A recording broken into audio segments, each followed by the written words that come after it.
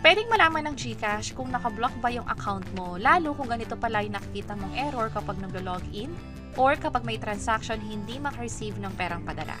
How to unblock this on hold or temporarily suspended account. By the way, kung first time mo sa channel natin, gusto mo pa ng mga online tutorial videos katulad nito, please click the subscribe button. Sa GCash app, i-access lang ang Help Center. Ngayon, may tanong kayo na kailangan ba yung GCash app ninyo ang gamitin? Pwede naman sa ibang tao, basta mapagkakatiwalaan ninyo, hindi nyo naman kailangan din mag-login. Punta tayo sa Help Center, and then i-click lang tong Lost SIM Phone. Na-block kasi tong account na to kasi pina-temporarily lock muna dahil nga hindi ma-access yung SIM card or hindi makita yung phone.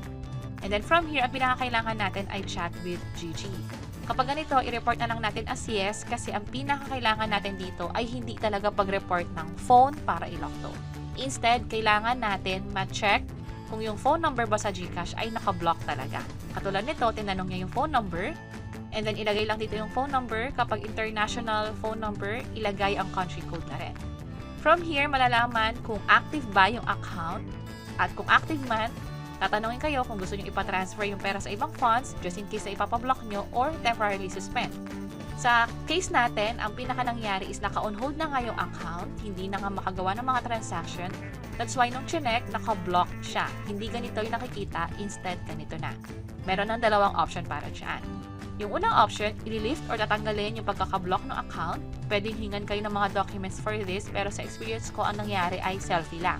For second option naman, ito yung manghihingi ng mga additional requirements.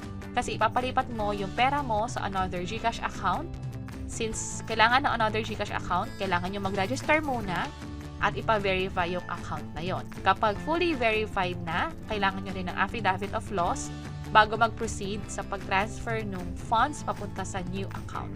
Pero for this video, ang gagawin natin is i-lift lang yung suspension para mawala na nga yung error message na on hold yung account.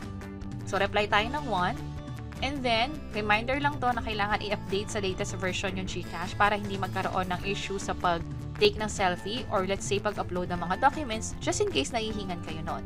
And then, sa akin, ang ginawa ko, nag-reply lang ako ng yes. Kailangan lang sagutin yung mga security question. Napaka-importante nito para nga na malaman ng GCash na ikaw talaga yung nagre-request nun. So, sagutan lang to. Kadalasan ang tinatanong yung birth date. For this case, tinanong din yung email address. Pero may pagkakataon din na kung ano yung ID number na ginamit during verification, pwede rin nilang tanongin yon. Kapag nag-match lahat, mag-proceed tayo sa next step, which is yung facial verification na. Sa facial verification, dapat sundin natin yung mga dating requirements na kailangan malinaw yung pagkakakuha, walang nakaharang sa mukha, at kayo lang din yung nasa selfie. Click natin ng confirm, tap lang natin yung next, and then mag-take na ng selfie. Kung sakaling hindi kayo nag-proceed, walang error message, ulitin nyo lang ulit yung pag-selfie. Kapag naulit nyo na lahat, halimbawa ganyan, makikita nyo na lang eventually itong ticket number. At may reminder din dito na 12 hours daw ang kailangan hintayin. By the time na pinapanood nyo itong video na to, possible iba, baka 4 hours lang, or baka mas matagal pa. Depende na rin sa mga sinabit nyong documents. For this case, facial verification lang or selfie lang yung hiningi nila kasi nga i-lift lang yung suspension ng block na account. Pero kung sakaling ang reason ng pagkaka-block ng account ninyo ay hindi nyo to temporarily pinablock or sinuspend muna, halimbawa may iba pang issue like yung nagamit siya for fraudulent cases or na-flag kayo ng GCash dahil nga sa paggamit ng GCash sa ibang apps, possible talaga manghingi pa ng ibang requirements tungkol siya.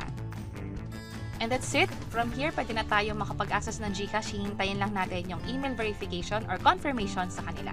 Sana nakatulong tong video na to. Kung oo, pakiclick ang like button at para sa iba't ibang mga tutorial videos, pwede nyo i-check itong nasa baba. Sana makatulong. See you sa next videos!